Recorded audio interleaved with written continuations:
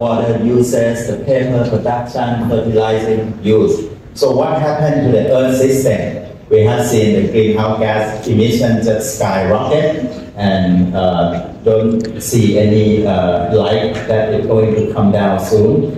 The trim agriculture, the coastal nitrogen, so you see such a contrast that while we are developing economically, we leaving nature behind, and that is already showing us in this kind of event. Every time you open the news, natural disaster happens somewhere.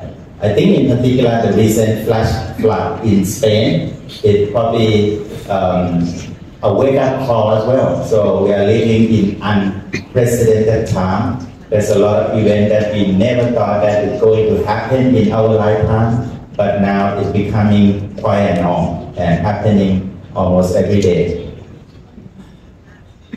That's something we can see very clearly because it's happened on land. But then when you move to the ocean, the event called coral bleaching might be new for some of you, but for the scientists, this has such a significance because coral reef provide so many ecosystem services, tourism for sure, but also as a food production, as a barrier for natural disaster. So for all our record, this year and last year has been the fourth time that we have seen such a high impact event that happened globally. So the sea surface temperature rise above the average level, and then coral reef, it is actually a very sensitive species. So they stress, they kick out the algae that giving that color. So all that left is the skeleton. So what you see when it's called bleached coral is basically the skeleton. There's no life, and then if you die, if the temperature is not coming down. And what we lost is not just the coral, but also all the ecosystem services that coral reef provide. And you can see the sea surface temperature by NOAA, the scientific authority in the US, that monitor the sea surface temperature. And you can see that it's on fire across the globe last year. And this year in particular, because we have seen sea surface temperature go up and then go down, but this year it stayed warmer than usual for unusually long time. It stayed up above average almost 9 months already, and this caused so much impact to our marine ecosystem. So this is a headline in Thai about it is a big unprecedented coral bleaching event in the past 10 years. It caused so much damage. We know the impact of coral bleaching before, but I think the frequency of the event that become more and more frequent is really a serious concern. Just to highlight in terms of the loss of coral reef, actually, so it's not just about the environment, but what it lost is also the impact on economy. Thailand ranked 5th in the world in terms of the country that make the revenue from coral reef related tourism. So every year, coral reef make jobs and money for Thailand more than $2 billion every year, just having it there. So if we don't have the healthy coral reef, what that we lose is not just in terms of biodiversity, but really the impact on the economy as well. Another unprecedented field that impact from global warming or climate change is the seagrasses. It has been a very big news in Thailand here. There's a compound effect of human activity such as dredging that cause sedimentation, but also the unusually warm water. The scientists call this is almost cooked what is left in terms of the seagrass as well. So we have seen the degradation of seagrass at the highest rate in the past, I think, 30 years.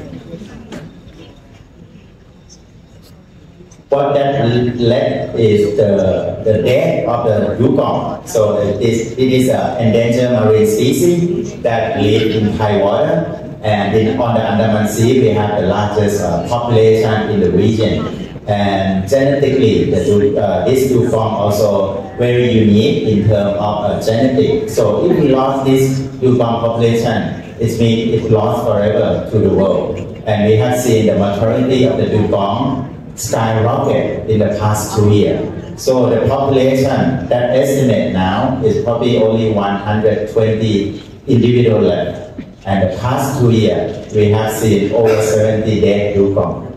It is primarily due to the starvation as well, due to the habitat degradation. So this is an indirect impact from also global warming. This is the latest casualty. So this is actually just reported last night after Loi Krathong night. So the 34th dugong that we lost this year alone. So it is a very urgent crisis how to deal with the problem, because dugong is also our reserve wildlife species. So it has received the maximum protection, but we keep losing the species. So we as scientists, we try to say that science don't lie. We have all this information that remind that it's time to act. We don't have any time left to wait. In terms of climate crisis, all the scientists also issue a very stark warning. But at the same time, it's not just about the climate change, but we are also facing the nature crisis as well. There's a global assessment of biodiversity and found that up to 1 million species are now threatened with extinction. So often we call these three crises that now happening all at the same time: the climate change, the plastic pollution, the biodiversity loss, the triple planetary crisis. And while it's compounding impact in terms of our development, but solving one can also solving the other two as well. So we don't have all the lost cause, but we still have hope as well. The other thing that I'd like to really highlight in terms of environmental crisis, so this is the report by the World Economic Forum, so the World Global Think Tank on Development Agenda. They're doing the analysis of the threat in terms of the human development. And you can see that short term, the extreme climate is very high on the agenda. But then over long term, over 10 years period, biodiversity loss, climate crisis, all this environmental degradation will be the serious threat to our development. So if we don't solve environmental crisis, we are going to struggle with all the development issues very soon. So one thing, just want to give you that biodiversity, where we see nature around us in terms of the species, in terms of the ecosystem, and also at the genetic level, is foundation of life. So it is going to present us with the solution as well. There are interlinked between the issue of climate change and biodiversity. So if we don't do anything to try to sort out the nature crisis, we are going to be in a very difficult position to address climate crisis. And at the same time, if we keep the climate keep warming, I think all that we love, coral reef, the marine animal, and also critical ecosystem will be lost as well. This is a nice infographic by WWF trying to see the link between the climate and nature, and how nature can really help us to solve the global warming problem. Because one of the largest carbon sinks is all lie within the natural ecosystem. The forest, the blue carbon of mangrove and seagrass, for example. So it has a very significant, presents significant solution to our climate. So this interlink between climate change, nature, and people, I think, lie at the heart of our solution. And I think it's also very relevant to all the things that Lions also strive to do as well to serve the people, trying to solve the environmental issue and also social issue. Just to wrapping up, the good news, I think we, for example, in Thailand and also many Southeast Asia countries live in the location where we have the highest biodiversity. So we are in the global biodiversity hotspot. So that's good news. So Thailand, for example, ranked quite very high in terms of biodiversity, but also ranked about number 9, the country that's going to be impacted by climate change. I think 3-4 countries in the ASEAN ranked in the top 10 of the country most vulnerable to climate change. So we are very important for global conservation, but at the same time also most vulnerable as well for the impact. And I just would like to end my first session with some glimpse of hope, because at the end of 2022, the world come together. Everybody probably have heard about Paris Agreement. In 2022, in the biodiversity world, we have similar agreement with the Paris Agreement. So all the countries that abide to Convention on Biological Diversity come together and agree that we have to stop the destruction of nature by 2030. So it's called Kunming-Montreal Global Biodiversity Framework, or now just known as the Biodiversity Plan. And there are many targets now that all the countries agree to abide to. For example, increasing the protected area coverage by 30%, both land and ocean. So I think it is something that we can hope for, that all the countries will scale up their conservation effort. And I'll come back to talk about what might be the solution to all the crises that we are facing. Thank you. Thank you very much, Dr. Pett. That's a lot of information that he just been given out, giving to us. But of course, under the short time that we have available, I think the picture that he had painted is not something that come out of the fantasy. It's a real threatening story of life. As he said, we need to change our behavior if we want to contribute anything toward this crisis. Thank you again, Dr. Pett, for your foundation, laying the foundation. Simply, we are the layman, we're not experts in this sort of things, but this is a wake-up call. As I see it, this is for all of us. And these people, the Lions member, when they go back to their respective Lions club, they will be talking about this issue among members. So thank you for putting the fire under them, and then let us see how far we can go. All right. So next we're going to hear from Dr. Baripat, the chairman of the Green World Foundation. Let's see what he has to tell us. Thank you. Good afternoon. Lions Fellow, I'd like to thank Alliance from International and OCO 61st OCO Forum for having me and our colleagues to share with you some of the alarming messages. And it's not going to be a positive sign, but as Dr. Pett said, he has some message of hope to offer at the end. But right now, let us scare you. So can I please have my slide?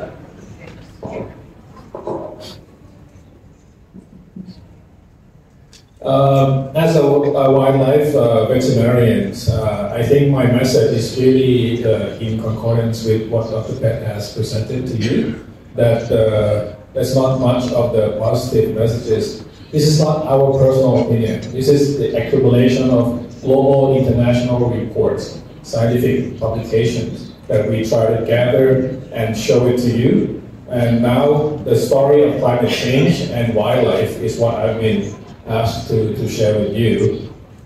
I have been working since Professor Nantarika was my teacher at the vet school, and then I've been working with the wildlife for about 30 years. So I think in zoos, in the wild, we also have faced the same problems. Extinction is real.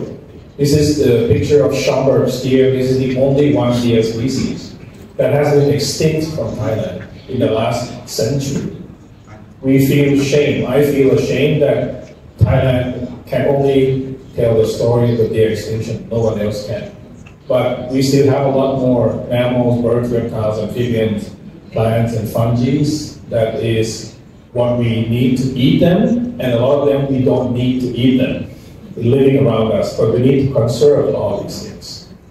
The story of hope for my part is the Sarus cranes. These are the birds that used to live around the country. It's been extinct for 50 years. And we brought them back from captive breeding in zoos, released them back into the wild in Buriram, and now they have reproduced, third generation. We have now 180 birds in the wild, breeding naturally, living with farmers. And this is a story of hope when it comes to extinction of wildlife. Dr. Pett said about the effects of climate change is the biggest threat humankind has ever faced. Civilization rise and fall, how can we be sure that we are going to last this time around?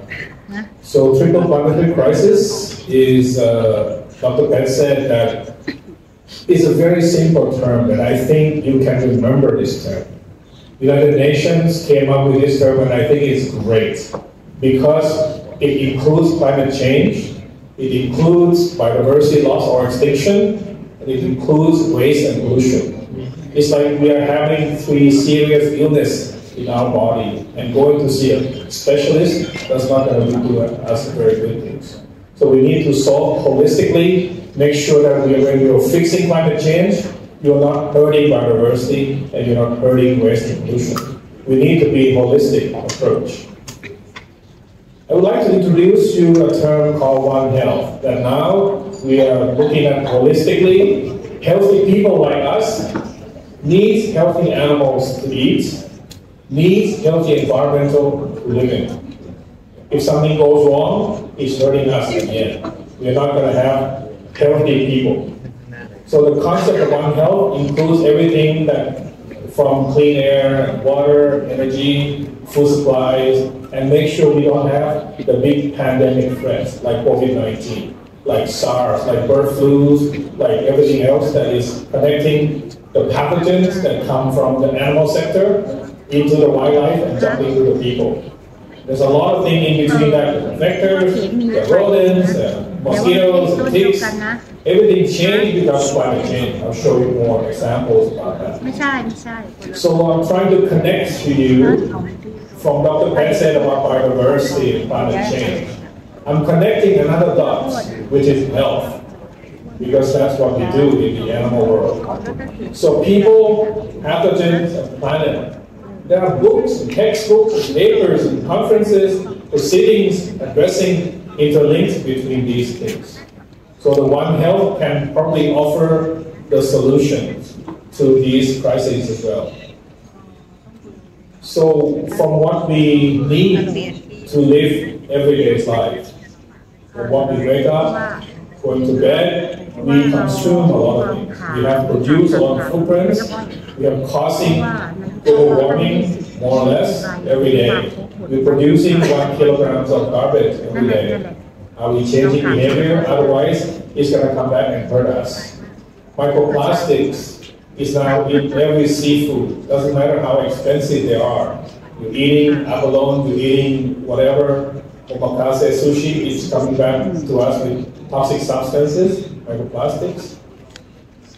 So we need to be much more careful. The wildlife has been living for hundreds of thousands of years. None of them has changed global landscape. We are the only species that put all these mega cities around the world, consuming fresh water, producing wastewater, and we are projecting 10 billion people on the planet in the next 30 years. Where are we going to put these people? Where are we going to find the food for these extra 3 billion people that is coming up soon? So human needs always win every time. Wildlife, environment is all expendable. How can we change that? So the reports from WWF say nature is declining.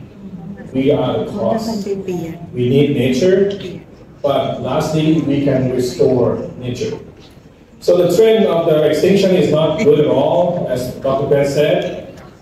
Fresh water is worse. 83% is being lost.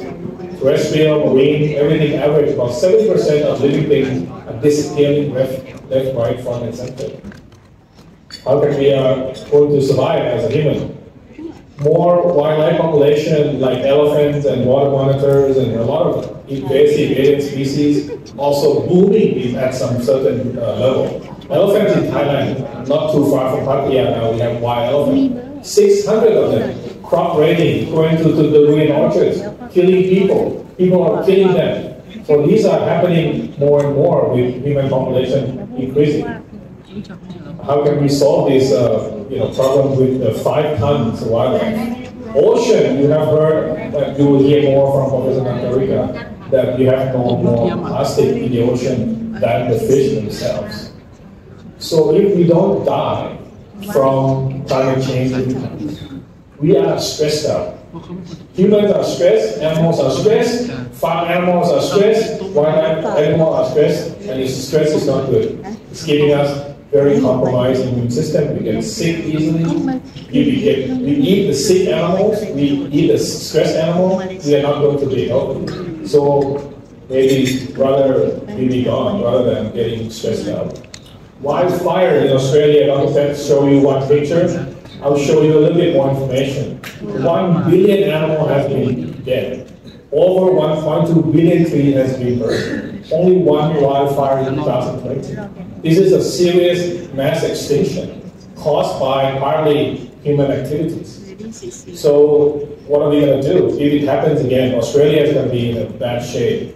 Sea level rise, countries like Thailand with long shorelines, all the 5-star hotel, it's all on the ocean, is going to be gone first. Because Thailand is one of the top 6 countries at risk. If sea level rise 1 or 2 or 3 meters, all these villages and hotels is going to be all gone. Wildlife is also affected by climate change, believe it or not, even though they're wild. Flood kills rhinos, flood kills the deer, and the flood also kills the koalas. Wildfire kills them too. So they are doomed, whether it's drought, flood, fire, they cannot adapt fast enough. Penguins is also shrinking in terms of Antarctica habitat. They're losing about 65% of the population because they have not enough breeding grounds. The temperature is too warm. The frogs are also disappearing because the cloud goes way up high. It brings the dryness instead of humidity. The frog eggs cannot hatch. It's all go extinct. We are now surrounded by piles and mountains of garbage landfills in near Bangkok. If you live around, you can actually smell them, and you don't even know how to deal with these piles of mountains of garbage. Can we turn them into energy?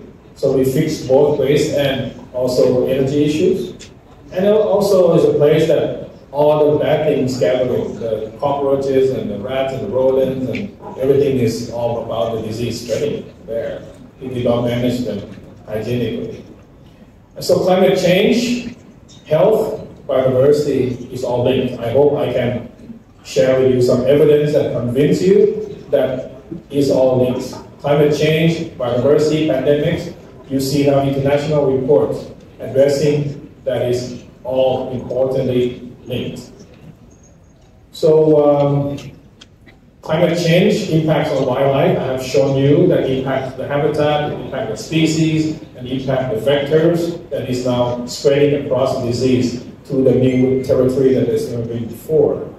So not knowing what is changing, we have no ways of controlling disease, pandemic transmission. So we need to really monitor and understand the hosts, the vectors, and the pathogens. Otherwise, we cannot really prepare for anything. Thailand is very lucky. We have had 3 emerging diseases. And these are not zoonotic. It's not coming to the people. I'm just sharing with you that we have had African horse sickness that came from the zebras. A couple of years back, we have lost 500 horses. Many of you, your kids, your grandchildren that go to the horse riding clubs probably can relate to this. It's new to Thailand. It takes us 3 years to eradicate by vaccination. by stopping imports and export of the zebras and the wildlife and the horses. The second one is lumpy skin disease from the wild cattle. It actually appeared in the northeast in the cattle trade market. 3 or 4 months later, it gets into the heart of Huaybacan forest. It's now camera trap picture taken from the Tiger Research Team. How can a domestic cattle disease that pop up in the northeastern Thailand gets into the heart of protected areas, UNESCO World Heritage Site?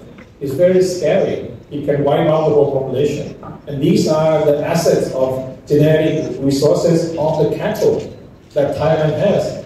If the dairy cattle is wiped out, if the beef cattle in the farm is all dead, we still have wild cattle to turn back to. These are national assets. Many countries doesn't have them. And the last one is what has actually caused half of the pig production disappear in the last few years. Is African swine fever. And these are just a few examples that is been bombarding Thailand as never seen before. How can we actually prevent and protect and control? So we need to understand the connectivity of the domestic cattle and the mosquitoes and the pathogens, how can they spread across, so we can kind of do something about it. So now there's a new way of wildlife management, wildlife health management. We need to look at it as a health issue, not just one particular disease. And we try to eradicate, we try to vaccinate, we try to protect and fix the sick animals. We need to do about prevention. So the One Health may be the only way to look at this. Environmental health needs to be there, first and foremost. Habitat, water, mountain, ocean, river, lakes, and wildlife, plants. We need many more of them, but they are disappearing. How can we make sure that we are not losing too fast? Animal that we raise in farms, should we turn vegan or not, is up to you, it's your choice. Are we still eating chicken with antibiotics and hormones? Are we still eating pigs with a lot of drugs and hormones? It's your choice. And then how can we be healthy? In the real world, not in the controlled environment, in our house. So I think I would like to end by saying that we need to do something. We need to do something about wildlife farming, because it's intensifying, bringing the wild animal in the confined place. It can actually be spreading the disease. These are the Gower or Krating in Khao Phang Ma near Khao Yai. There's also a disease issue that our team is trying to investigate, because these are also value for ecotourism and also food safety. So as Dr. Pet said, we have some global issue, local examples, and he will show us more why do we need to protect biodiversity. And that's my part to contribute to you, and I hope that you can now link the climate change, biodiversity, and health together. Thank you very much. Thank you very much, Dr. Doripat, for an insight into the vicious cycle. Because if you go back in the history, a couple hundred years ago, when there's no civilization, not as good civilized as today, nature had never been hurt. It's been there for a million years like that, until people come along. And more people every year. So the explosion of the population I believe, has a direct effect on what our health, climate increase and the health of all the live animals. Dr. Repat mentioned that, we, the human, we actually move right into their property, their own land, and their realm. Actually, the animal is so natural, they just follow the climate. In Africa, if you notice, the migration of the herds occurred, they know exactly where to get the right food, where the right clean water. Nowadays, there's so many humans have built such a city and village, they're blocking their way of traveling. And as such, make these animals unhappy and just cannot survive. So Dr. Repat had just pointed out again, health is the most important thing. If people have good health, animals have good health, nature has good health. The waste and the dump that he has seen, all this garbage, it's all man-made. Nature never made garbage. We made it. and we can't destroy them, and we can't get rid of them. So less damage we make, whether by the air pollution or on the ground, is very important to human life. So thank again, Dr. Boripat, for that insight into formulating information. And now Dr. Natrika, our very dear Lion member from the Lucita Club. By the way, just a short background. A year ago, that turtle, a year ago, you can tell the story, I think, how come that turtle that she operated on for like 11 hours? What did she find in that turtle? She will tell you. Thank you very much.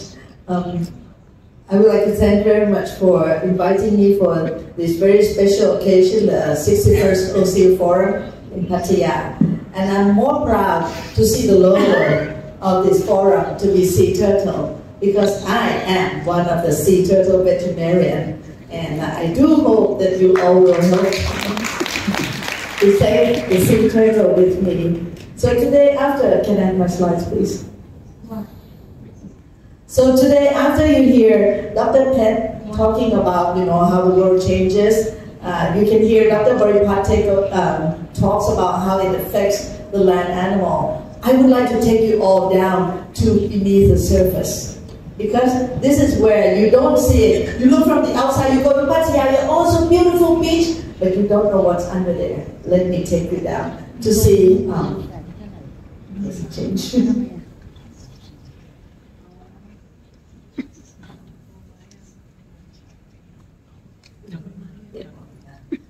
Too far.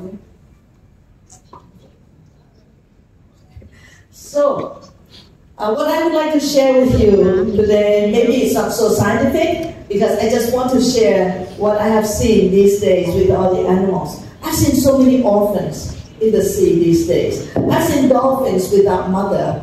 I've seen stranded dugong, swimming alone, and then get sick and died. And can you play the video with this?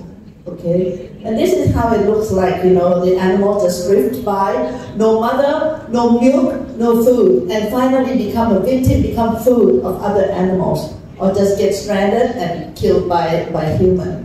So, Dr. Boripat has mentioned about the One Health, and I would like to emphasize more that everybody must realize that One Health is very important, because human health and animal health is interdependent, of course, and we all need the environmental health. So, I would like to say that the challenges for life beneath the surface increases with the population growth, namely, like climate change, human activities, pollutions, overfishing, habitat destruction, diseases spreading, and all the alien species that we've been spreading all over the world, and make an imbalance of nature by our own hands. So today I would like to share what we have as a really big threat for the life underneath the water. First of all, like Mr. Kajit said, the pollution. Yes, created by our own hands and don't know how to get rid of it. And we, as a part of the people who actually created pollution, we have to realize that the household waste is really, really one of the biggest problems in this world, including the agricultural runoff. Because Thailand alone, this is an example, we are producing 365 kilograms of plastic waste per person per year. And you can imagine how much that is in the environment, because only maybe 9% has been recycled, and the rest of that is spreading everywhere, 60% has been mismanaged. So I would like to say that all the Lions Club, please have some kind of project to tackle this problem all over the world. The agricultural runoff has been the biggest problem also, because in agriculture, they put in pesticide, they put in chemicals, fertilizers, and all these waste will go into the public water and gets into your food and gets into the environment, causing bacterial resistance. And when you get sick with these bacteria, there's no cure for it because the animal, the bacteria also resist already to all these pathogens. So I am talking about industrial waste also because a lot of our Lion Fellows has been involved in very big business, big industry. Of course, the cost to get rid of the industrial waste sometimes is more than the cost of just like releasing it in the water and then just pay the fine when the officer fine it. So if you witness this, you have to be a part of it. Say no to pollution in the public water by the industry. You see this well, that well, it died because the industrial pollution has caused the blooming of the toxic algae, which whales eat plankton, and it kills whales. So even this little drop of bad water that you put into the environment, it can actually kill, the very large whale. This is another sample of the pilot whale stranded in Thailand. We opened up the animals and we found like 8 kilograms, 85 pieces of plastic bags inside the animal. And a lot of people ask me, why do they eat it? Like, why do animals eat plastic? Is it tasty? Is it good or something? But I would like to tell you, because animals eat on instinct. Whatever looks like food, they eat it. They don't have like much feeling of taste or anything in the mouth, just like humans. So they just swallow it and keep swallowing it. And when they are feeling uncomfortable in the stomach, they keep eating more because they think that something will help them to ease their stomach pain. And finally, they die because of the obstruction. Because we increase our population, so a lot of demand on aquatic animal as food has been increased, and especially white meat or seafood. People believe that it's very healthy. We are now having the overexploitation of resources. It's not only reducing the number of fish that we're eating, but the whole ecosystem has been disrupted. So I would like to also emphasize that there is nothing good about having too much. Because we're eating a lot of things, but we're not replenishing the nature. Another thing that may be a little bit further from you is the wildlife crime. You don't realize that a lot of people these days buying things from the market, illegal markets. People have illegally import things like corals, things like these are the tortoises that has been exported as pets. These tortoises, this is a case that we did in Suvarnabhumi Airport. In one of the suitcases, 300 tortoises has been packed in this kind of packaging. These animals will be left without food for about 1 month before, and no water for about 2 weeks. And the wrapping so that there's no arms and legs cannot come out, and no defecation. No urine come out and become bad for the odor and everything in there. So most of these animals die. And this is the way that when Dr. Boripat talked about the alien species, this is how it happens. Illegal wildlife trade has been a very big problem. This photo is 2 days ago.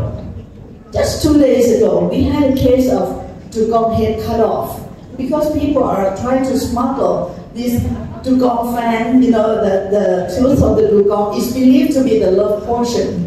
You know what I mean by the portion? Like you can make people love you by using dugong tears, and the magic of the dugong bone, can make you prosperous. It is all lies because even the dugong is dead. Okay, that cannot help you, already dead. In the old days, the story is like, if you have a dugong and you would like to have, like your husband loves you so much or your wife loves you so much, they put a dugong on the beach. This is so cool. And hit the dugong until the tear comes out and collect the tears, believing this is the greatest love portion. So whatever is written that says that, having dugong tear as really the magic part of whatever powder you're buying, please make sure that they go to the police. Okay, because this is so cruel and illegal. So another threat that I would like to talk about is the habitat destruction. These days, not only the harvest of the of the corals, but also during, like the mangrove area has been turned into shrimp farms, and a lot of aquaculture has been happening. All trees are cut. So mangrove is like a nursery for all lives in the ocean. All the babies come here first, and then before they get out to the ocean. So if you don't have the mangrove, you're dead, you're doomed. Beach development is another thing. A lot of hotels on the beach, they will get rid of all the trees that obstruct the scenery of the sea, the ocean view. When the sea turtle would like to come up for nesting, this is what they aim for, the trees, the beach forest. So if you cut down all the trees, there's no marking, you destroy all the ecosystem around there, so there's no more nesting for our sea turtles. A lot of things, the dam and all the construction can destroy the habitats of all these marine animals or aquatic animals. And these are the photos that is so common these days. A lot of plastic and rope is really bad news in the water. So make sure that you don't have anything that looks like string, because these animals, not only that they eat the plastic, but it wraps around them and they cannot live, they die. And they die of the plastic cuts. We have so many, like in Rayong area near here, we have so many sea turtles without fins, without legs, because of all this entanglement that happens by the fishing gears and all these waste, plastic waste that has been in the water. And these animals, they don't have arms, they cannot disentangle themselves. So what they did was they died, that's all, tortuously. Another thing is like the waste that we can see, the pathogen disposal by all the sewage that has been happening. So those are the human activities that I would like to tell you about that has been making climate change, making global warming worse. A little bit of touch, adding from Dr. Peck was saying is that we found that we had the last year was a record hot. The temperature has increased like 1.18 degrees Celsius. This is like a record high of the world. So it significantly impacts marine ecosystems because a lot of animals are vulnerable to the heat. I will tell you a little bit why. More than that, the ocean acidification, because ice melt and then the increasing of the carbon dioxide in the air, it dissolves carbon dioxide in the water, in the marine, which is, if you know that marine is like 70% of the whole Earth's surface. So we're having a lot of acidity in the water. This rising of temperature is really bad news for our sea turtle, because in sea turtle and all reptiles, their sex depends on the temperature. So if you have the eggs and the temperature is over 32 degrees Celsius, they all become female. And, or if it's cooler, like about less than 28 degrees Celsius, they become all male. So what happens is can you guess who is born? Of course, female always conquer the world. So right now, we have the problems of not enough male. I'm saying I'm only in sea turtle, also in human. So right now we are having this problem that we have a lot of female sea turtle that don't have the husbands because of this global climate change. Also ocean acidification. Why is the acid in the water is bad? It's because a lot of animals that has to calcify themselves, like having hard shell, they have to use the carbonate in the water. With acid water, it's very hard for them to build the shell. So we are producing over 40 billion tons of carbon dioxide to the atmosphere each year. And this is another thing that we have to change. Now, another big problem is the seawater rise. As we know that during since 1980, also the seawater also rise to 2 feet already. This is a lot for the whole water of the world. And last year we had like over 1 centimeter rise of the seawater alone. Why are we worried about seawater life? Because these animals, the sea turtle, they have to nest on the beach. And so if the sea turtle, if the sea level rises, then they have no place that they can nest. It becomes a threat to the coastal ecosystem. Now, I would like to say that even though we feel like that nothing we can do about the climate change because the world is going on like this, but as a community involvement, we can also urge the local community to help us because they are the first one who would be affected by the bad environmental health. Right? So in Thailand, we have a lot of training for the coastal community to help with the stranded animals. The Department of Marine and Coastal Resources already built over 40,000 people to learn how to do the first aid and to rescue animals, helping stranded animals. And this is what happens, when they are stranded in the mud. This is a dolphin. We are all trying to use a mud sledge to help them.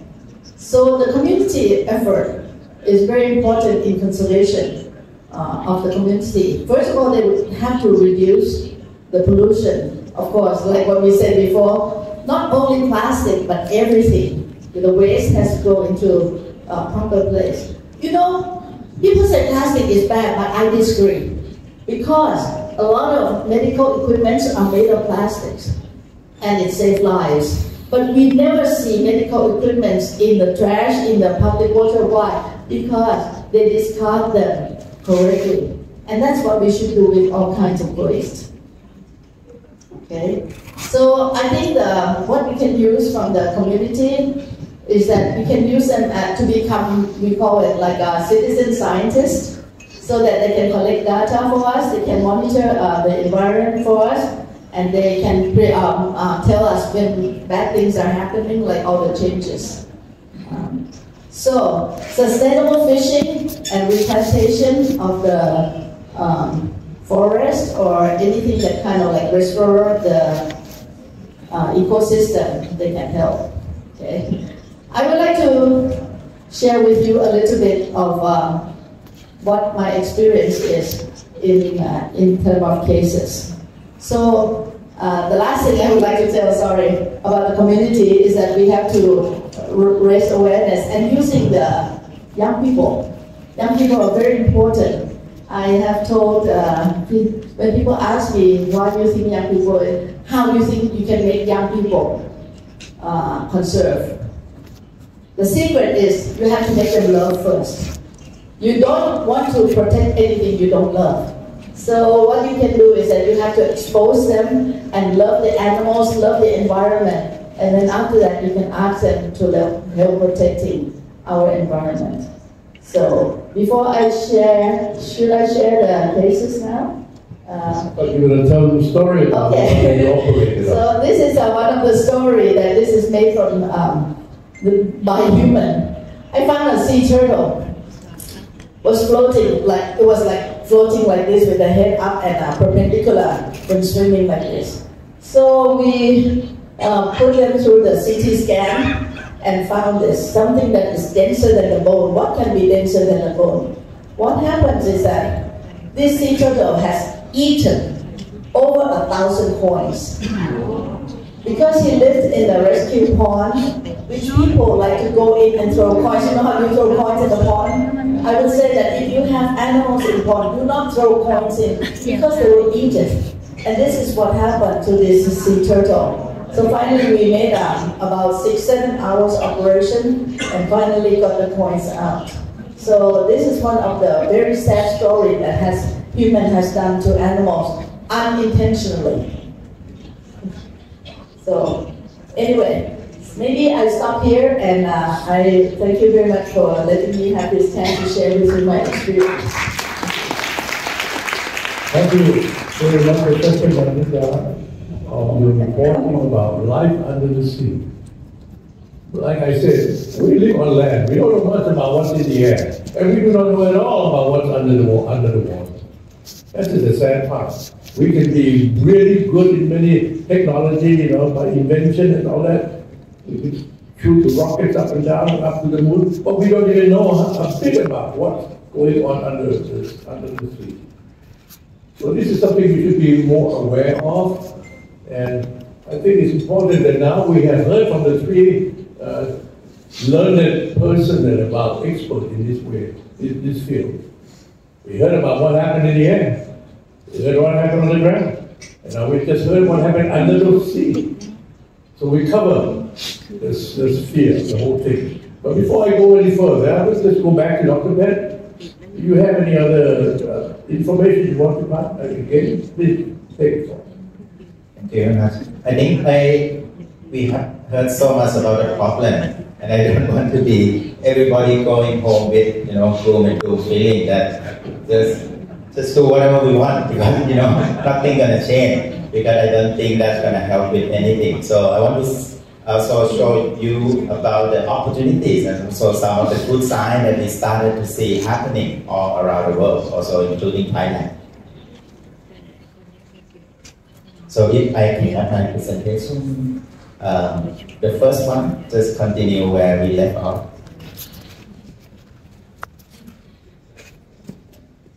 Yes.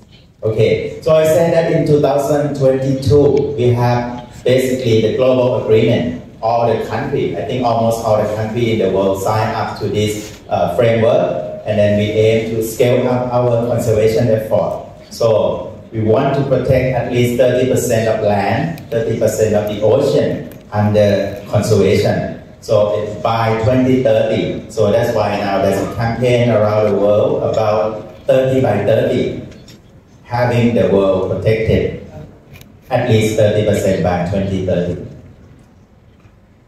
Thailand also we joining the coalition as well. It's called High Ambition Coalition for 30 by 30. So that means we agree to scale up our conservation effort. So that's a good thing. At least the political will is in place. And when you're looking at this global agreement in 2022, it's not only talking about conservation of protected area, but also every country actually agreed to restore the degraded ecosystem at least 30% as well by 2030. We want to reduce the excess nutrient and overall use of pesticide and chemical by half by 2030. We want to reduce or basically don't want to develop anything, any project in the high biodiversity area. So this also has been agreed on. And importantly, and I think it was discussed so much at the COP, the conference of the party 2 weeks ago now, about the money issue. Because if you talk about we want to do conservation, but at the end there's no budget from the government, there's no budget anywhere to be seen. Basically, it's just no action, talk only. So I think the world also agreed that mobilizing funding will be very important. And they aim to mobilize at least $200 billion for conservation. And there's still a big gap, and that's what has been discussed quite a lot in the last COP. Over the year, actually conservation area has increased substantially. So you can see the graph from the beginning of the century until now. This is the proportion of the area under protection. So we have seen very big progress in the last decade as well. There's a lot of expansion in terms of marine protected area as well as on land. And I think it is some of the hope. So this is a figure. All the sites that you can see are now under protection indefinitely. So this area are set aside for conservation, and I think we can almost see it as a hope spot. So if we have more of this area expanding, that should provide some hope. And now the current stand is that we have the protected area on lands about 18%, in the water about 8%. Our target is how to make it up to 30%. So that is a current challenge. So our hotspot on land, on sea, and that's also the new concept called OECM. And basically it may be a bit a long word, but what it means is the other area-based conservation, effective conservation measure. But before that, I want to highlight that actually our protected area, what we know of national park, wildlife sanctuary, is do work and they deliver conservation outcome. In Thailand, we have over 200 protected areas around the country, both land and sea. And this already cover about 20% of our area.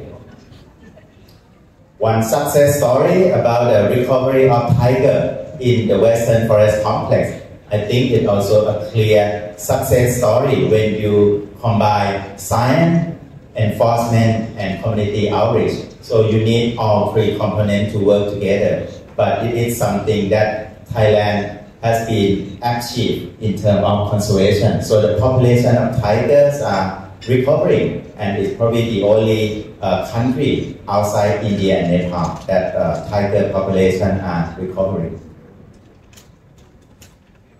As Dr. Boripat said that I think less than an hour from where we stand, there's a lot of elephant roaming in protected areas, but now also a little bit too many of them now coming out of the forest, causing the problem. But I think it also shows that I think conservation in protected area is succeeding.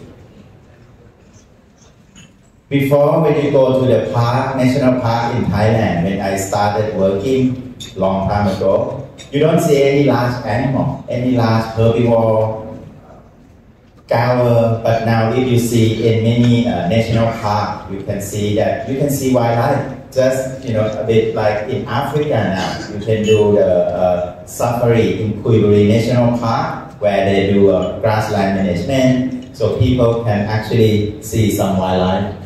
So wildlife-based tourism is a reality now in many national parks in Thailand. In the Gulf of Thailand, where we know that there's so many environmental issues, overfishing, pollution, but you still see the whale. You can do whale watching out of Bangkok. In Bang San, in Chonburi, actually this year you particularly have a lot of whale coming to do foraging because they close the area for fishing for certain time of year to trying to restore some of the fish population and say, so you see the tribe of some of the whale, Buddha's whale. In the Gulf of Thailand now you have photo ID. So the researcher have identified the animal by the scar, by the photo, and they have identified now over 100 individuals that live in the Gulf of Thailand. So this is a conservation success.